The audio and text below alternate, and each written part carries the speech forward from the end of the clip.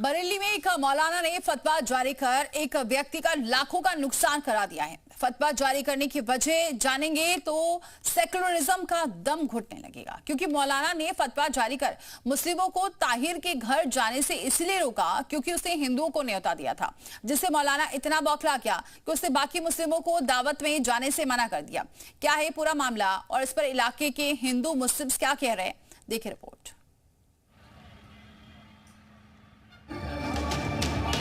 शादी में हिंदुओं को न्योता, मौलाना का खून खौला।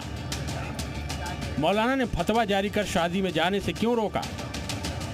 बरेली के भोजीपुरा इलाके में मजहबी तालीम की कट्टरपंथी सोच मौलाना पर इस कदर हावी हुई कि उसने एक शादी में न्योते को लेकर फतवा जारी कर दिया।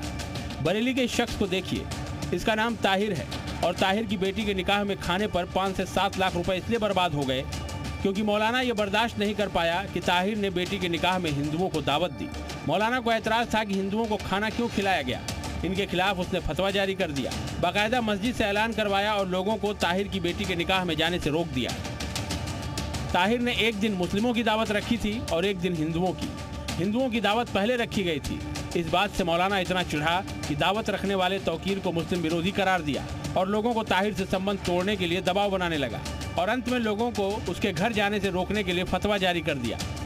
इनने मौलाना ने गलत अफवाहें फैला के लोगों को डरा के दावत खाने से रोका और व्हाट्सएप से चेक करा, गांव-गांव खबर पहुंचाई के लिए खाने मत जाना, ये वहाबी है, जबकि हम वहाबी नहीं है, हम सुन्नी हैं। अच्छा, इनको बेहतर सुन्नी है।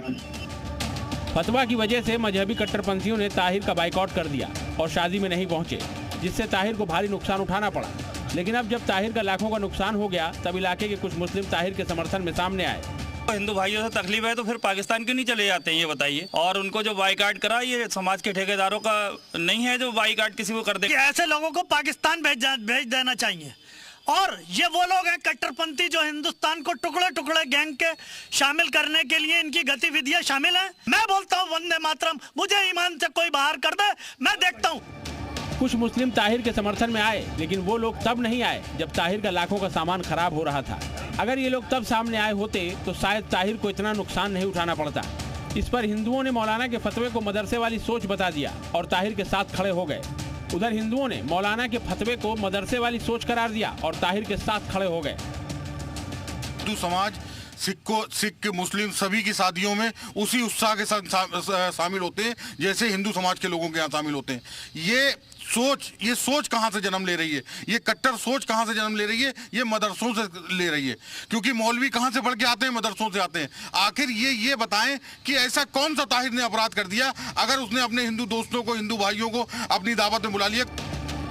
बरेली के इस मामले ने एक बार फिर साबित कर दिया कि इस्लाम के नाम पर कट्टरपंथी मौलानाओं की दुकानदारी अभी भी चल रही है। फतवे की आड़ में लाखों का नुकसान करवाना, लोगों का बाइकआउट करवाना, ये इस्लाम है या सिर्फ कुर्सी और रुतबे की लड़ाई?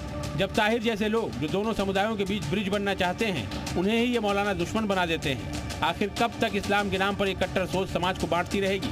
बरेली से नीरज गौड़ की